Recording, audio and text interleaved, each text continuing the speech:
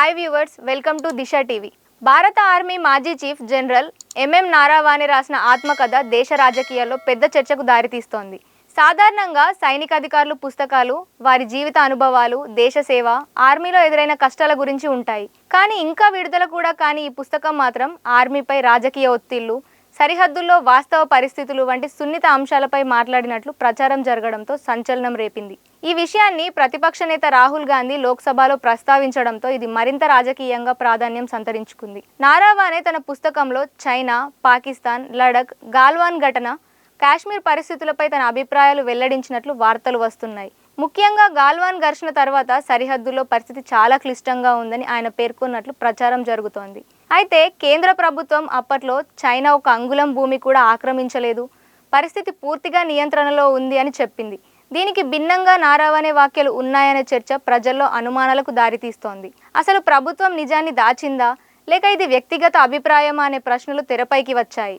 ఈ అంశాన్ని రాహుల్ గాంధీ పార్లమెంట్లో లేవనెత్తుతూ ప్రభుత్వాన్ని నిలదీశారు. భూమి కోల్పోలేదంటే ఈ వ్యాఖ్యలు ఎందుకు వచ్చాయి అని ప్రశ్నించారు.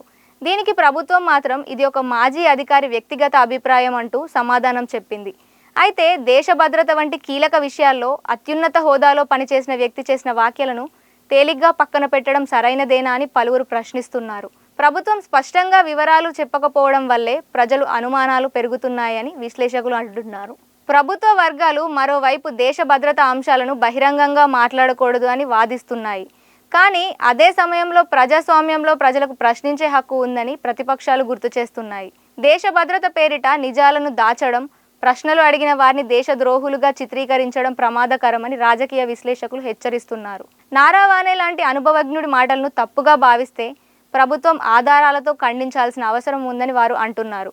ఈ పుస్తకం సైన్యం, రాజకీయ నాయకత్వం మధ్య సమన్వయంపై కూడా ప్రశ్నలు లేవనెత్తుతోందన్న చర్చ జరుగుతోంది. సరిహద్దుల విషయంలో సైన్యం ఇచ్చిన సూచనలను ప్రభుత్వం పూర్తిగా పాటించిందా, లేక రాజకీయ లాభనష్టాల కోణంలో నిర్ణయాలు తీసుకున్నారా అనే సందేహాలు వ్యక్తమవుతున్నాయి.